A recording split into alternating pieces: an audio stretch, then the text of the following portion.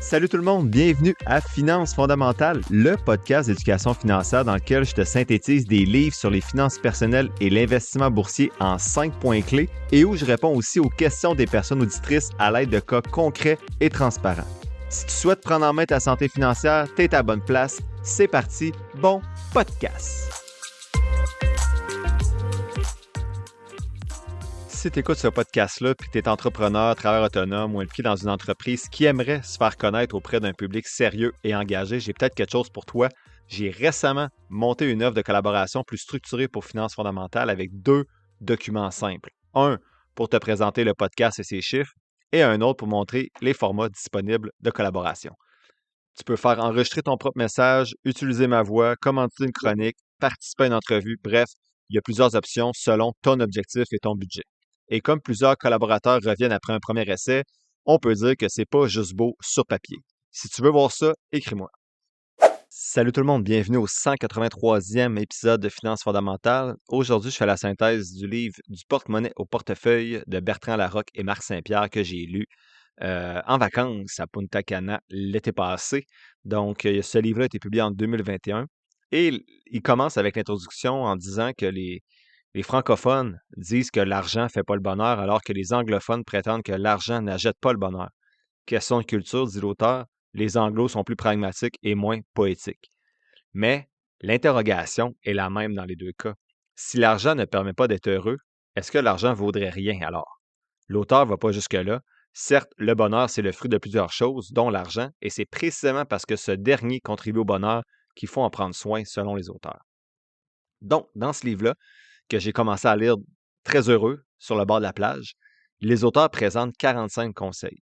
Ce que j'ai fait, c'est que j'ai tenté de retenir les plus pertinents et de mettre de l'ordre dans tout ça, à travers, bien sûr, 5 points de synthèse. Le premier élément de synthèse, je l'ai appelé la base inébranlable. Donc, ce point-là commence avec le conseil 3. Donc, dans le conseil 3, les auteurs disent que l'ordre de priorité devrait être 10 d'épargne, 20-30 de votre salaire vers les dettes, puis 60-70 pour vos dépenses. Souvent, les gens vont commencer par les dépenses de consommation, ont de la difficulté à rembourser les dettes et on ne peut rien pour l'épargne à la fin. Donc, il faut vraiment prioriser l'épargne en premier, les dettes ensuite et les dépenses de loisirs à la fin. Une fois les dettes remboursées, on peut augmenter l'épargne à 20 et les dépenses de consommation à 80 tout ce qui inclut hypothèque, loisirs, voyage. L'auteur inclut le capital des versements hypothécaires dans le taux d'épargne. Donc, pas tout le paiement, juste la portion en capital. Donc, si tu payes 500 pièces de capital par mois et que tu épargnes 500 pièces, ben ton épargne serait officiellement de 1000 $. Son conseil final, ton niveau de vie devrait s'établir selon ce qui te reste de revenus après l'épargne et le remboursement des dettes. Donc, s'il te reste 60 dans tes poches après l'épargne et les dettes, ben, tu devrais être capable de vivre avec ce 60 %-là pour payer ta maison, ta bouffe, tes assurances, tes taxes, tes loisirs. Dans le conseil 4, il dit plutôt que la priorité financière pour des placements équilibrés, c'est 1. La sécurité. Donc, on va commencer d'abord avec les assurances, testaments, avoir un fonds d'urgence, contrôler ses dettes. 2. La croissance, donc des actions, immobilier, REER, CELI, FNB, maisons, obligations. 3. La spéculation, donc Bitcoin, œuvres d'art, métaux précieux, etc. Donc, ça revient à ma conversation plutôt, avec Simon-Pierre Gingras dans les 6 épisodes qu'on a fait ensemble précédemment. Donc, sécuriser son patrimoine avant d'investir pour devenir inébranlable. Conseil 6 dans le livre, planification et discipline d'épargne à long terme, bien ça réduit les sacrifices nécessaires pour atteindre ses buts financiers. L'épargne nécessaire selon l'âge pour atteindre la valeur de 349 000 $ à 65 ans avec 5 de rendement par année, bien, c'est 150 000 $ à 35 ans, 201 000 $ à 45 ans et 264 000 $ à 55 ans. Donc, tu as besoin de mettre beaucoup plus d'argent de côté, en gros, si tu commences à investir plus tard. Ça, on le savait déjà. Conseil 7, la planification financière peut vous aider dans 7 domaines. On parle souvent des placements, mais il y en a 6 autres. Donc, les aspects légaux, la succession, les assurances et la gestion du risque, les finances, la fiscalité et la retraite. Et le 7e, c'est les placements, bien sûr, comme je viens de dire. C'est pour ça qu'il faut être prudent avec les conseils reçus de personnes non professionnelles comme moi sur le podcast. Il y a des différences importantes qui peuvent exister entre chacun selon les données disponibles pour ces 7 domaines-là, alors qu'on se concentre souvent, comme je viens de dire, sur tout ce qui touche finance, placement, rendement. Pour moi, là, ça justifie quand même pas des frais de gestion de 2,8 pour des rendements qui ne suivent pas les indices depuis 10 ans. On peut avoir la valeur du conseil puis investir dans un FNB avec notre professionnel, le meilleur des deux mondes. Donc, pour moi, là, les gens qui disent ouais, il n'y a pas juste les placements dans la fiscalité, dans la planification financière, il y a 6 autres domaines, je comprends.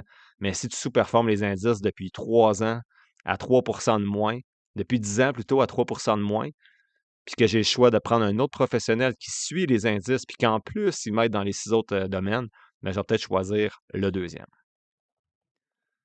Donc, tu sais, c'est bien beau être conseiller dans les 6 autres domaines, mais si tu me fais perdre de l'argent, pas si intéressant.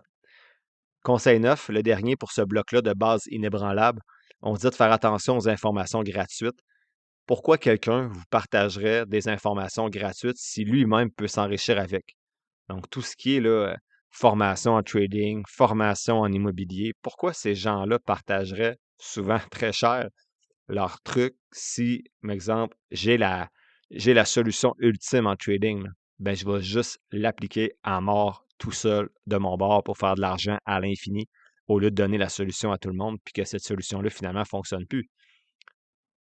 Donc, il dit qu'en gros, il ne faut jamais oublier que le profit est proportionnel au risque. Donc, le trésor au fond de l'océan peut valoir beaucoup.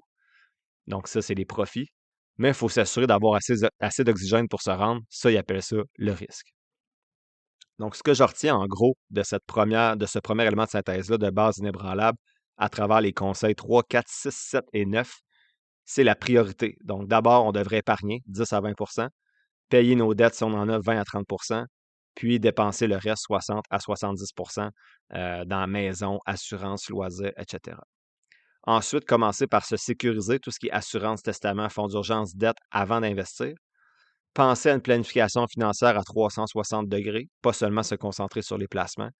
Et faire attention aux informations gratuites. Derrière le conseil, il y a toujours, et en fait, très souvent, un intérêt personnel ou financier.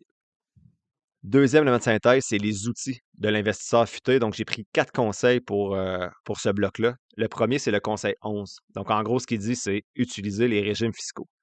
Donc, en supposant un taux d'imposition au taux marginal là, de 37 après 10 ans, on accumule 15,4 de plus de rendement si on utilise le CELI plutôt que le non enregistré, 33,2 après 20 ans et 53,7 après 30 ans. Donc, pour le même effort d'épargne, une personne ayant investi dans son non enregistré aurait 500 000 après 30 ans, alors que la personne dans son CELI aurait environ 270 000 de plus, soit 770 000 piastres. En planification fiscale, on utilise la règle des 3D. Déduire tout ce qui peut être déduit, différer le plus tard possible l'impôt à payer et diviser le revenu imposable, par exemple, à la retraite. Conseil 13. Le RE est le plus beau cadeau que vous pouvez faire à votre enfant pour lui garantir un avenir prometteur à moindre coût, bien sûr. Conseil 15. Les fonds de travailleurs comme la FTQ offrent des crédits d'impôt non remboursables qui sont avantageux. On peut en profiter hors REER également, mais c'est moins connu et moins avantageux hors REER. Et enfin, le conseil 41, il faut favoriser le gain en capital. Donc, pour ça, on va tenter de prioriser des actions de croissance, par exemple, par rapport à des actions de dividendes, utiliser les régimes fiscaux et surtout investir à long terme. Donc, ce que je retiens de ce bloc-là, on exploite nos régimes fiscaux avantageux, donc CELI, REER, RE et fonds de travailleurs dans le REER si possible, si c'est avantageux pour vous. La règle des 3D, déduire, différer, diviser. Et on favorise le gain en capital lorsque possible. Troisième élément de synthèse, c'est le pouvoir des actifs. 3 conseils dans le pouvoir des actifs. Le conseil 16, il parle d'abord du rôle des classes d'actifs. Donc, il dit la liquidité, la classe d'actifs de liquidité va préserver le capital ou va permettre de saisir des occasions sur le marché. Les obligations, elles, vont protéger contre la déflation, la désinflation et les aléas financiers, là, des choses qu'on ne peut pas prévoir. Et 3, les actions vont protéger le pouvoir d'achat puis les actifs sensibles à l'inflation comme immobilier, métaux précieux, produits de base vont protéger contre l'inflation. Chaque classe d'actifs, selon l'auteur, a donc sa raison d'être puis va répondre à un besoin différent. Donc, c'est important là, d'identifier vos besoins avant d'investir. On n'aura pas tous le même portefeuille. Conseil 18, il disait plutôt que le rééquilibrage entre les différentes classes d'actifs, donc liquidité, obligations, actions, c'est essentiel là, pour maintenir l'intégrité de votre portefeuille. Et enfin, son conseil 21, c'est qu'il faut être prudent quand les conditions essentielles à la formation d'une bulle sont présentes, donc des performances extraordinaires par rapport au reste du marché, comme la techno en 2000, et une concentration dans un secteur d'activité économique très précise. Donc, je ne dis pas que c'est le cas actuellement, là. Je trouve que l'auteur parle un peu des technos dans le livre, mais je trouve que les technos ont quand même des très bons chiffres. C'est pas comme en 2000. Donc, en gros, ce que je retiens du pouvoir des actifs, là, c'est comprendre le rôle de chaque classe d'actifs. Ça fait quoi la liquidité? Ça fait quoi les obligations dans mon portefeuille? Puis ça fait quoi les actions? Rééquilibrer régulièrement pour s'assurer qu'on respecte notre répartition d'actifs. Diversifier pour protéger contre les tempêtes financières. Et adapter son portefeuille là, afin que ça respecte son profil et surtout ses émotions. Quatrième élément de synthèse, c'est l'art d'investir. J'ai reçu un peu plus de conseils dans ce bloc-là, donc j'en ai à peu près, je compte vite, peut-être une dizaine, 11, 12. Donc le conseil 27, l'auteur est parti des données de 1926 à 2020 et ces données-là montraient que les obligations d'État à long terme, ça égalait l'inflation plus 2,5 %. Donc tu faisais 2,5 % de rendement parmi presque ces 94 années-là de données. Les actions de grandes entreprises, tu faisais inflation plus 7 % de rendement. Les small caps, donc les petites capitalisations boursières, c'était l'inflation plus 9 %. Donc, c'est les petites capitalisations qui ont eu le meilleur rendement depuis 1926 en 2020, mais c'est au prix, l'auteur dit, d'une plus grande volatilité. Peut-être que ça a changé depuis 2020 avec les grosses technos aux États-Unis. Dans tous les cas, l'essentiel, c'est de générer de la plus-value par rapport à l'inflation, sinon on s'appauvrit. Donc, on voit que si on souhaite garder notre pouvoir d'achat, il ne faut pas être 100% dans des obligations parce qu'on va à peine battre l'inflation. Le conseil 28 disait que les actions font mieux que les obligations à long terme parce qu'on devient propriétaire de l'entreprise, pas juste prêteur. Le rendement des actions pendant une année civile, donc exemple en 2014, 2016, 1958, 2017, a été positif 75 du temps, 74 du temps plutôt, et négatif 26 du temps. Donc sur 100 années, la bourse a été baissière 26 années seulement. La plupart du temps, les rendements positifs étaient entre 0 et 40 et les rendements négatifs entre 0 et 20 Il faut noter aussi, selon les auteurs, que les chutes et les performances extrêmes ont tendance à suivre. Donc, souvent, après une chute, c'est là que tu as les plus grandes performances. Mon Dieu, un petit coupé au montage ici. On dirait que ça fait 10 minutes que j'ai un chat dans la gorge, puis je me dis, ah, ça va partir, ça va partir. Respire. Pars pas, fait que je suis allé me faire un petit verre d'eau. Donc, je suis de retour. Le conseil 29 des auteurs, c'est que la volatilité, c'est un moindre mal par rapport au risque de manquer d'argent à la retraite à cause de rendements qui sont trop faibles. Conseil 30, rechercher des résultats constants sur le long terme plutôt qu'un coup de circuit, qui est la plupart du temps chanceux. Là. 31, il ne faut pas se limiter à observer les rendements passés. Pour juger de la valeur d'un placement, il faut aussi connaître le risque qui était associé à ce placement-là. Ben bon, en fait du 20 est-ce que c'était super risqué par rapport à un autre qui a fait 18 qui était moins risqué? Ben là, ça dépend de ton profil d'investisseur après ça. 32, ils disent de ne pas faire l'erreur de vous dire que cette fois-ci, c'est différent. Rien ne dure éternellement. 39, être patient. Il pose la question, combien de fois on a vu des gens qui, en quelques journées, sont devenus pauvres en voulant s'enrichir trop rapidement? Conseil 34, affronter les tempêtes en ayant un portefeuille qui est diversifié et en rééquilibrant régulièrement votre portefeuille. Ça fait beaucoup de portefeuilles dans la même phrase, mais on ne fait pas ça on ne rééquilibre pas un portefeuille pour les rendements nécessairement, mais surtout pour contrôler la volatilité. Ça fait 183 épisodes que j'ai de la misère à dire le mot volatilité. Ça n'a aucun bon sens. Si, ouais, après à parler. Bref, j'en étais où? La note 39? Non. La note 34? Oui. En gros, là, faut se préparer au pire, quand les choses vont bien. Donc, il faut s'en tenir aux objectifs de départ, à votre plan, puis juste rééquilibrer constamment en fonction de ce plan-là, puis pas se poser des questions à chaque fois qu'on a une décision financière à prendre. Conseil 35, les auteurs suggèrent de combiner une approche active et une approche passive.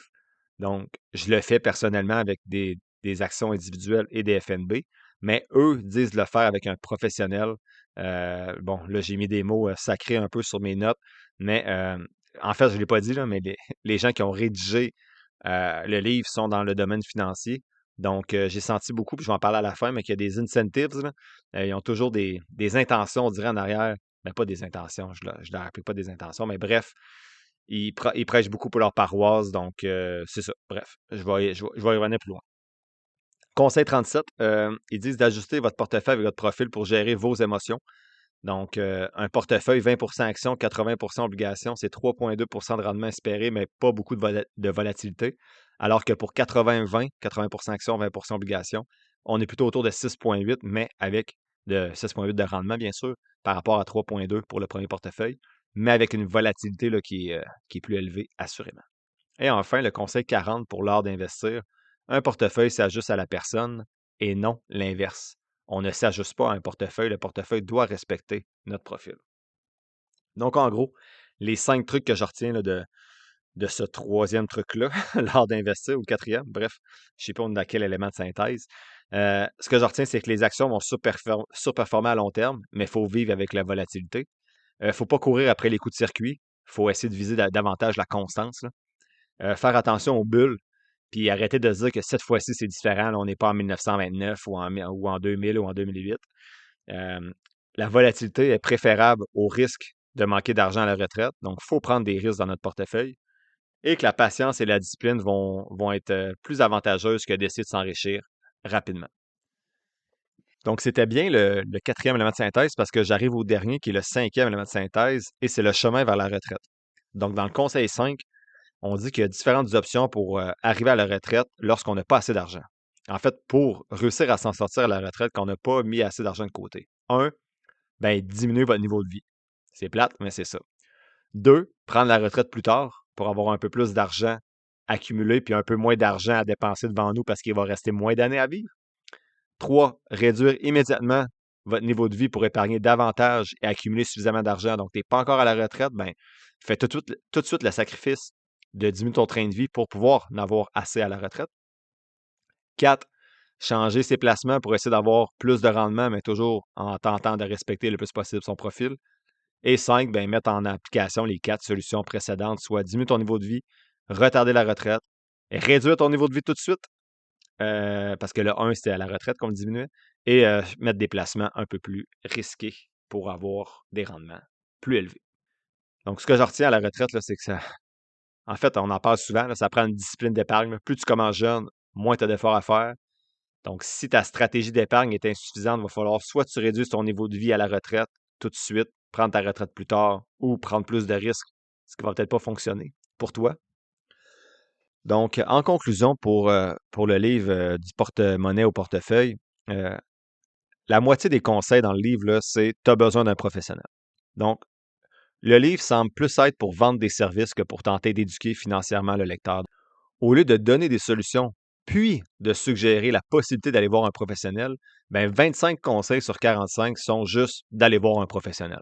Je veux bien comprendre que c'est important, puis je soutiens là, la pertinence des professionnels dans le domaine financier, puis mon approche a changé, puis bon, je suis pour ça, là.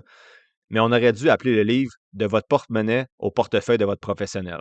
Tu sais, c'est une petite blague, là, mais j'ai vraiment senti, tu sais, je vous l'ai dit au début, là, je commençais heureux, les pieds dans le sable, puis j'ai fini fâché dans la chambre en prenant une bière. Là, tu sais. Fait que c'était pas.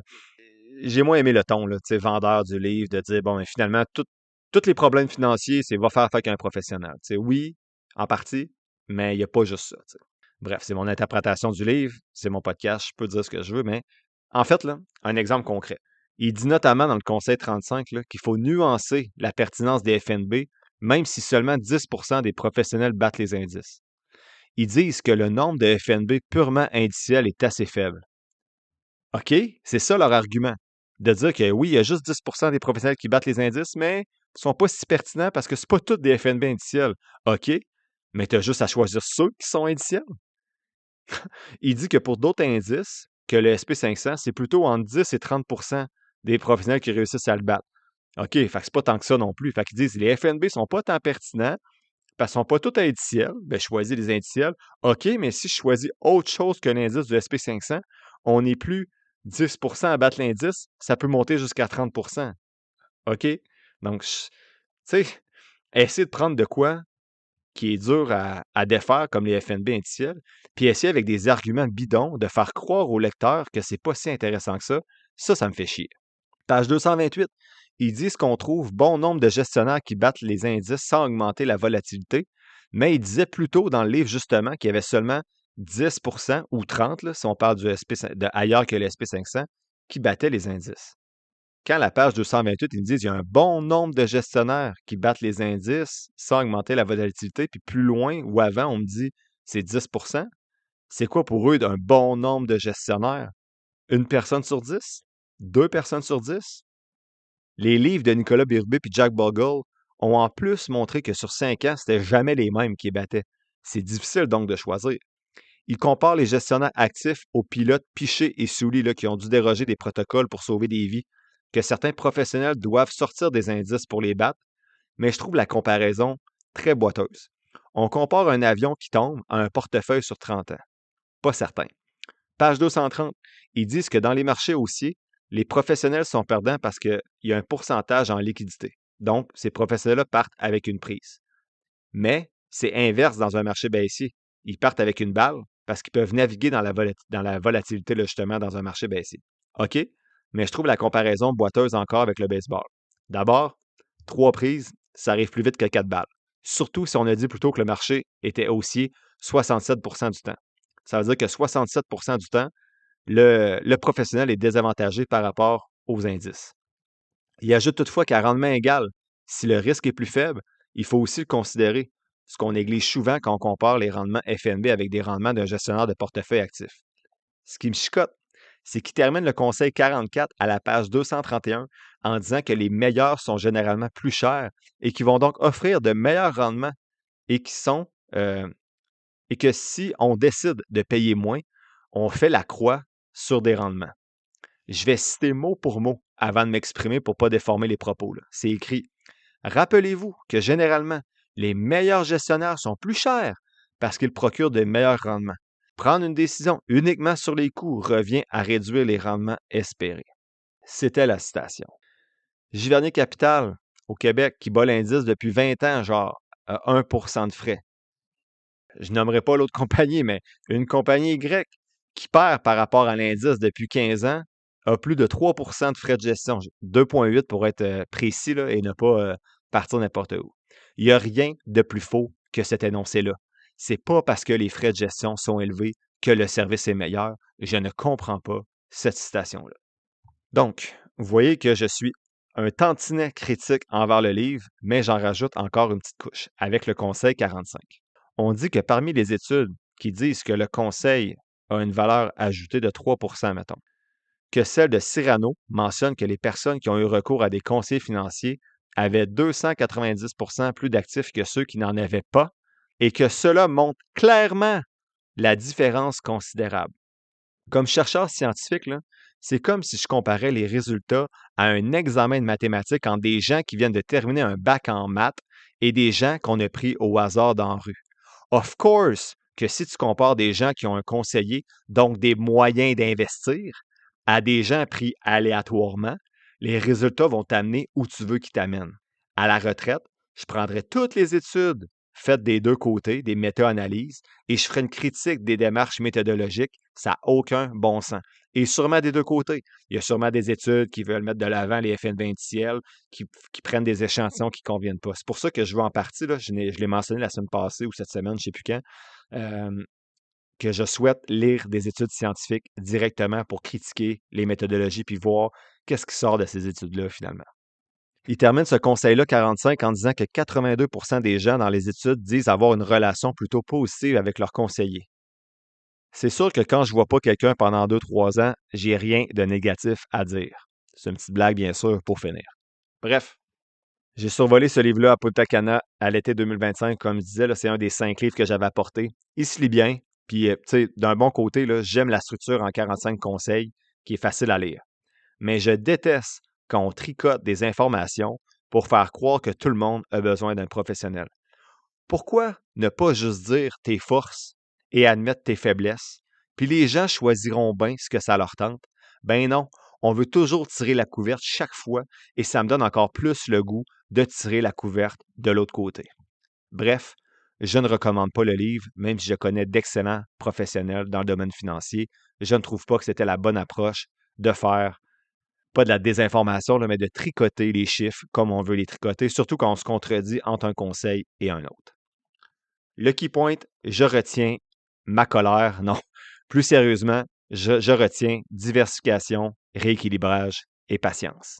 La semaine prochaine, je parle du décaissement à la retraite, puis on voit ensemble la bucket strategy. Est-ce que c'est la meilleure stratégie pour décaisser à la retraite? Et ce jeudi, je vous présente les 3 dernières positions dans ma liste de surveillance, mais c'est quand même 3 compagnies d'une extrême qualité. Donc, en 19e position, c'était Apple. En 20e position, Netflix. Et en 21e position, Meta. L'épisode tire à sa fin, j'espère que tu l'as apprécié. Si c'est le cas, je t'invite à le partager et à t'abonner au podcast, en plus de mettre quelques étoiles ou de le liker selon la plateforme sur laquelle tu m'écoutes. Tous les liens pour me soutenir sont quelque part dans la description de l'épisode. N'oublie pas que les informations communiquées dans le podcast sont dans un but strictement éducatif, ce ne sont pas des conseils financiers. Je t'invite à consulter un professionnel pour des conseils spécifiques à ta situation parce que je ne peux pas être tenu responsable de tes décisions financières.